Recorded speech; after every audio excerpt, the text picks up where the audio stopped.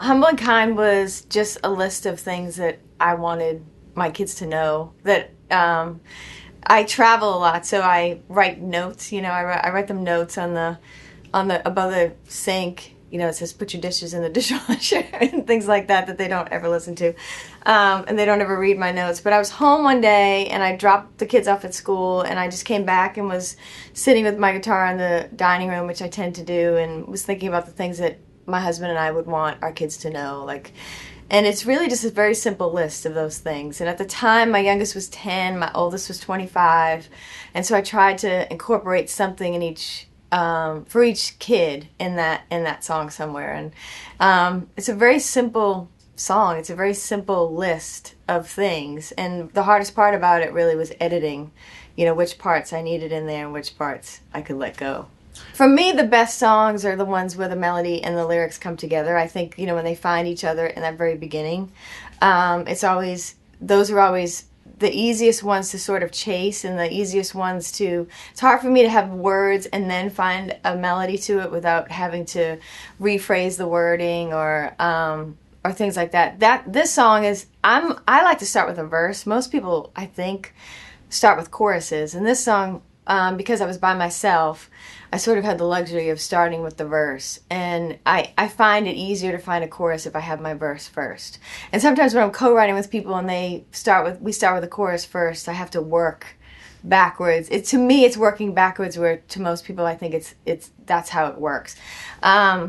And so the chorus with the, hold the door, say please, say thank you, that part I wanted to be so elementary, those things that we just repeat over and over and over again to our kids. And 5 kids over the course of, at that point, 25 years, I think I've said hold the door about 5 million times. So I just wanted it to be sort of that elementary and sort of that, it's sort of very simple, and the hold the door, say please, say thank you, it just comes, it just came out that way.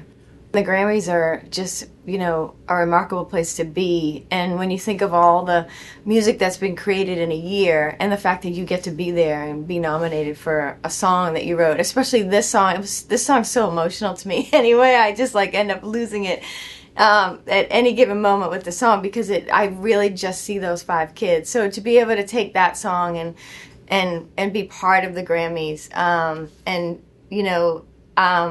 it's unbelievable. It's a dream you can't ever, it's too big to dream. Because the thing about a song is you want it to be universal so other people can identify with it. So when you write a song from that perspective that is so personal, and then but just by chance it gets to be universal and other people can apply themselves to it, that's really just a gift. Because sometimes you just sit down, especially if you're alone writing, you have that opportunity to just be really sort of self-absorbed in the lyric and just write it completely as you see it, and not think about the editing process of other people need to hear this, or what would radio like. There's none of that. There was none of that thinking in the writing of the song, other than I can't make it a 12-minute song, even though I want to tell my kids 12 minutes worth of things. So that's always a gift, when you are able to, you find it so personal and then someone else can find it just as personal. That is you've done something right when you've sort of fallen on a song that applies both ways. That's the best.